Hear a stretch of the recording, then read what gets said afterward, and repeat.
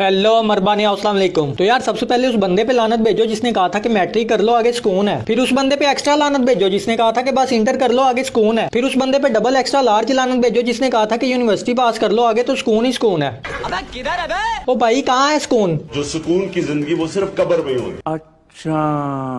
लेकिन यकीन करो मुझे तो इस बात पे भी शक है कि सुकून सिर्फ कब्र में है। तो इस बारे में जानने के लिए राब्ता किया है सीनियर तजज़ियानगार हसन निसार साहब से। तो जी हसन निसार साहब क्या कहते हैं आप इस बारे में, क्या कब्र में सुकून है? मुझे तो कोई कब्र से उठ के आए और बताए कि सुकून है तो मैं मानूंगा, अदरवाइज मैं नहीं मानता। तो भाई एक स्टूडेंट की जिंदगी की शुरुआत तब होती है जब इसने पेपर में हगना बंद और ये कहना शुरू ही किया होता है कि मामा मैंने कर ली दो दे। तो माँ बाप समझ जाते हैं कि बच्चा हो रहा है बड़ा, तो इससे पहले कि ये और बड़ा होके हमें जलील करे स्कूल में एडमिशन करवा के इसे जलील करा देते हैं। स्कूल के पहले दूसरे दिन तो बच्चा फुल पागल हो गया होता है। वो रो के माँ बाप के आगे हाथ जोड़ता है कि कहाँ छोड़ के आ जाते हो मुझे, मैं नहीं जाना। लेकिन जालिम माँ बाप को जरा तरस नहीं आता और वो कहते हैं मैं न जाने का, तेरा तो बाप भी जाएगा।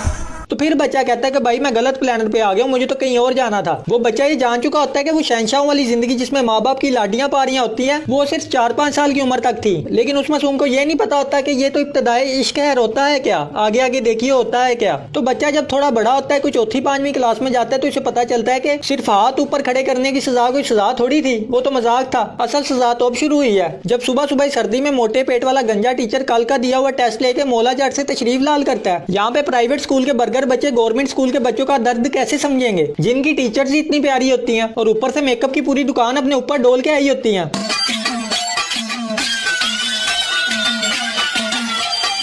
प्राइवेट स्कूल के बच्चों का दिल पढ़ाई में कम और टीचर से ज्यादा लगा होता है, और खाली बच्चे का ही नहीं बच्चे के अब्बे का भी, क्योंकि वो इसे स्कूल छोड़ने जाता है। वो भी सुबह सुबह रेडी स्टडी एप्पल गो के इस तरह तैयार हुए होते हैं कि जैसे बच्चे को स्कूल फेंकने नहीं बल्कि वलीमे पे जा रहे हैं। अपनी बाइक या गाड़ी से ज्यादा इनका मुंह चमक रहा होता है। और टिंड भी सुबह स्कूल जाके सबसे पहले रोला ये डालते हैं कि मुझे टीचर से बात करनी है, टीचर को बुलाओ। और अगर बच्चा पूछे कि क्या बात करनी है तो कहते हैं बस बात करनी है। बच्चा भी समझ आता है कि अब्बे के लक्षण ठीक नहीं है, और फिर जब टीचर आती है तो अब्बा कहते हैं इसे प्यार से पढ़ाया करें, अपना ही बच्चा है, समझ रहे हो। और दूसरी तरफ गवर्नमेंट स्कूल के अब्बा अव्वल तो स्कूल में बच्चा देखने जाते नहीं कि पढ़ रहा है कि नहीं, और अगर गलती से चले भी जाएं तो टीचर को ये कहने जाते हैं कि इसे मारे ना बल्कि लम्मा पा के कुटो। ओ यार मेहरबानी करो इसको कुटो। टीचर पहले ही घर से तपाया होता है, इसको इसकी बीवी ने मुंह नहीं लगाया होता, नाश्ता से इसे करा के नहीं भेजा होता, फिर वो अपना सारा गुस्सा बच्चों पे निकालता है। ऐसे ही टीचरों से डर के बच्चे फिर दुआएं मांगते हैं कि स्कूल ना ही खुले छुट्टियों के बाद। लेकिन जब यही बच्चे थोड़े बड़े होते हैं, मूछे छूछे फूटना शुरू होती हैं, मुंह पे गर्मी दानों ने पूरे पूरे कबीले बसा के बच्चे दिए होते हैं, तब इनमें पैदा होती है ठरक।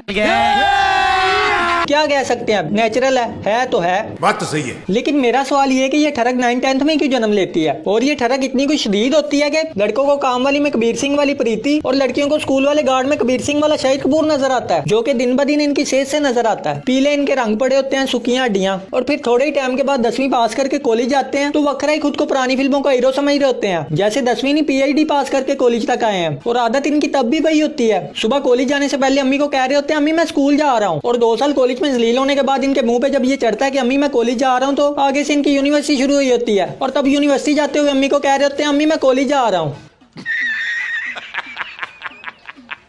और मजे की बात यह है कि माँ के मुंह पे भी यही कुछ चढ़ा होता है, कॉलेज को स्कूल, यूनिवर्सिटी को कॉलेज, सब कुछ आगे पीछे उठते थे किया होता है। अच्छा तो बात हो रही थी कॉलेज की, जहाँ पे जाके लड़कियों को ये पता लगता है कि हाँ अब अगले 10-20 साल 10 रुपए वाली ब्लीच को सही रगड़ा देना है। और ये भी पता लग जाता है कि स्कूल में सबसे शरीफ नजर आने वाले दाढ़ी वाले टीचर इनसे इतना एक्स्ट्रा ऑर्डिनरी मतलब गैर मामूली किस्म वाला प्यार क्यों करते थे। ये कॉलेज आने से पहले इस तरह के टीचरों को बहुत अच्छा और खैरख्वाह समझती है, लेकिन कॉलेज आने के बाद इन्हें दुनिया की वाशवा लगती है, इनका दिमाग खुलता है, तब इन्हें पता लगता है कि मामला कुछ और ही था। और फिर बारी आती है कॉलेज पास करके यूनिवर्सिटी जाने की, जो सबके लिए सबसे मुश्किल मरहला होता है, जब किसी को पता ही नहीं होता कि इंटर के बाद आगे करना क्या है। भाई हालांकि ये चीजें तो पहले से पता होनी चाहिए, हमें तो ये भी नहीं पता कि YouTube के बटन को सब्सक्राइब कहते हैं, सब्सक्राइब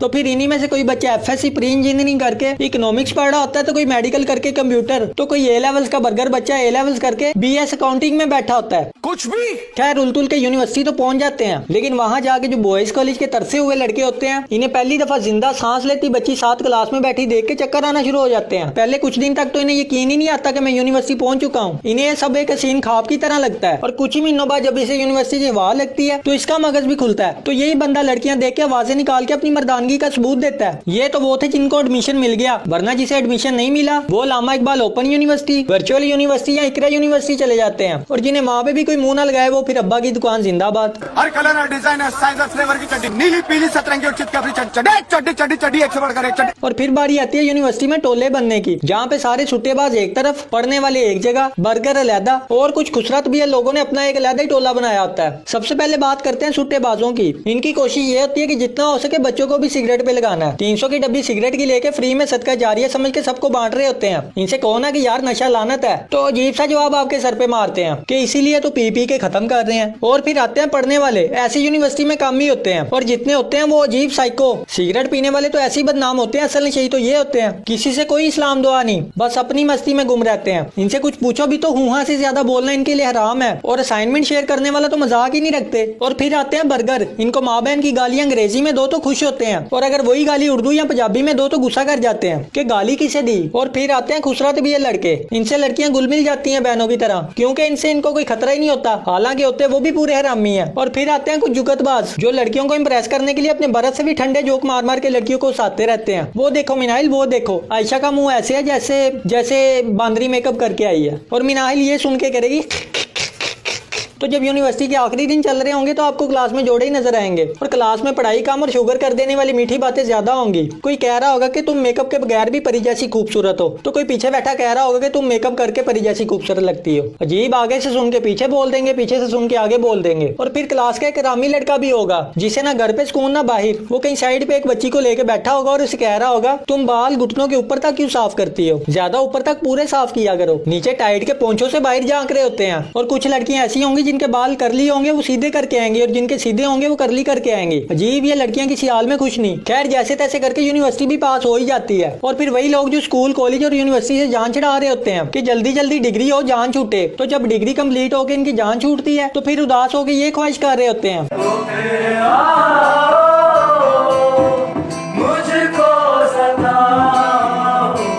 तो जो भी हो, अगर पढ़ाई के साथ आप एंजॉय नहीं कर रहे तो बेटा आप अपनी स्टूडेंट लाइफ को बर्बाद कर रहे हो, क्योंकि भाई ये टाइम दोबारा नहीं आएगा। और जहाँ तक पढ़ाई की बात है वो तो करनी है, क्योंकि इल्म नहीं तो शौर नहीं, शौर नहीं तो कौम नहीं। हम मालूम है तेरे बाप को मत सिखा चल। क्योंकि कभी आपने सुना है कि कोई डॉक्टर या इंजीनियर कह रहा हो कि काश मैं ना पढ़ता तो आज अच्छा भला रिक्शा या खोता रेडी चला रहा होना था। हमेशा खोता रेडी और रिक्शे वाले कहता है कि काश मैं पढ़ लेता तो आज कोई अच्छे काम लगा होता। तो पढ़ो, जितना हो सकता है पढ़ो मरने वालों के लिए। वैसे तो आजकल पढ़ने वालों को भी बाबा जी का ठुल्लू ही मिलता है। डिग्री के बाद बंदा सीवी की फोटोकॉपी कराने जाए तो ये नहीं कहता कि 2 कर दो या 4 कर दो, बल्कि कहता है कि आधा किलो कॉपियां कर दो, पूरे शहर में जो बांटनी होती हैं। तो अगर वीडियो अच्छी लगी वीडियो को लाइक करें, अपने दोस्तों के साथ दबा के शेयर करें, चैनल को सब्सक्राइब कर दें, साथ वाले घंटे को भी बजा दें। और मुझे इंस्टाग्राम फेसबुक पे फॉलो करना ना भूलना, लिंक नीचे डिस्क्रिप्शन में है। तो अच्छा यार, मैं हूं सरकार, मिलते हैं नेक्स्ट वीडियो में, तब तक के लिए बाय बाय। मैं कांच पे चला और सने में तलवे पहुंचा मंजिल के करीब में, फिर ज्ञात हुआ कि मैं जी रहा हूँ ख्वाब में, असल में अभी गरीब में। जेबें है खाली भयानक कंगाली तड़पाती मुझे, फिर भी हूँ मैंने डर। सोच अमीर है भरा है बटवा इस लफ्जों के खेल को ले जाना किधर।